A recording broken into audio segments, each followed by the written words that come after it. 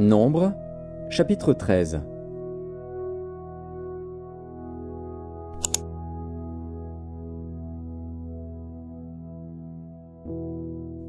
L'Éternel parla à Moïse et dit : Envoie des hommes pour explorer le pays de Canaan, que je donne aux enfants d'Israël. Tu enverras un homme de chacune des tribus de leur père, tous seront des principaux d'entre eux. Moïse les envoya du désert de Paran, d'après l'ordre de l'Éternel.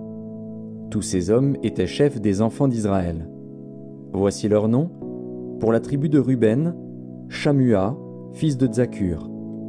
Pour la tribu de Siméon, Shaphat, fils de Hori. Pour la tribu de Juda, Caleb, fils de Jéphuné. Pour la tribu d'Issachar, Jigual, fils de Joseph. Pour la tribu d'Éphraïm, Hosée, fils de Nun. Pour la tribu de Benjamin, Palti, fils de Raphu. Pour la tribu de Zabulon, Gadiel, fils de Sodi.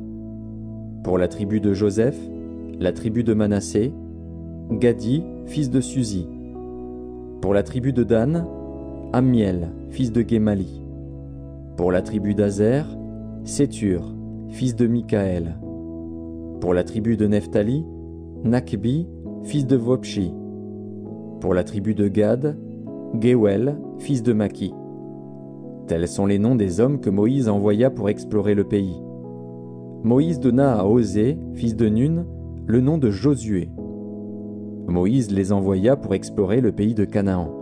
Il leur dit : Montez ici, par le midi, et vous monterez sur la montagne. Vous verrez le pays, ce qu'il est, et le peuple qui l'habite, s'il est fort ou faible, s'il est en petit ou en grand nombre.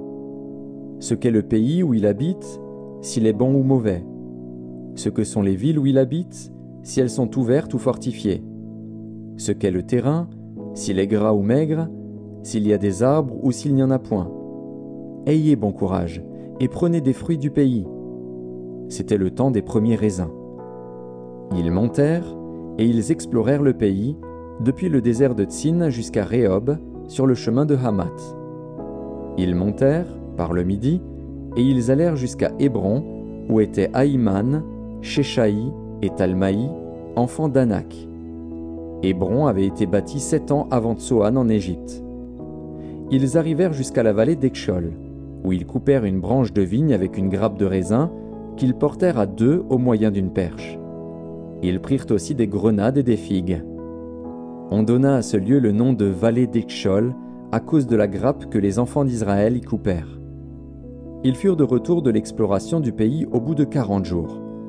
À leur arrivée, ils se rendirent auprès de Moïse et d'Aaron et de toute l'assemblée des enfants d'Israël, à Kadès dans le désert de Paran. Ils leur firent un rapport, ainsi qu'à toute l'assemblée, et ils leur montrèrent les fruits du pays. Voici ce qu'ils racontèrent à Moïse. Nous sommes allés dans le pays où tu nous as envoyés. À la vérité, c'est un pays où coule le lait et le miel, et en voici les fruits. Mais le peuple qui habite ce pays est puissant. Les villes sont fortifiées, très grandes. Nous y avons vu des enfants d'Anak. Les Amalécites habitent la contrée du Midi. Les Hétiens, les Jébusiens et les Amoréens habitent la montagne. Et les Cananéens habitent près de la mer et le long du Jourdain. Caleb fit taire le peuple, qui murmurait contre Moïse. Il dit : Montons, emparons-nous du pays, nous y serons vainqueurs. Mais les hommes qui y étaient allés avec lui dirent : Nous ne pouvons pas monter contre ce peuple, car il est plus fort que nous. Et ils décrièrent devant les enfants d'Israël le pays qu'ils avaient exploré. Ils dirent : Le pays que nous avons parcouru, pour l'explorer, est un pays qui dévore ses habitants. Tous ceux que nous y avons vus sont des hommes d'une haute taille. Et nous y avons vu les géants, enfants d'Anak, de la race des géants. Nous étions à nos yeux et aux leurs comme des sauterelles.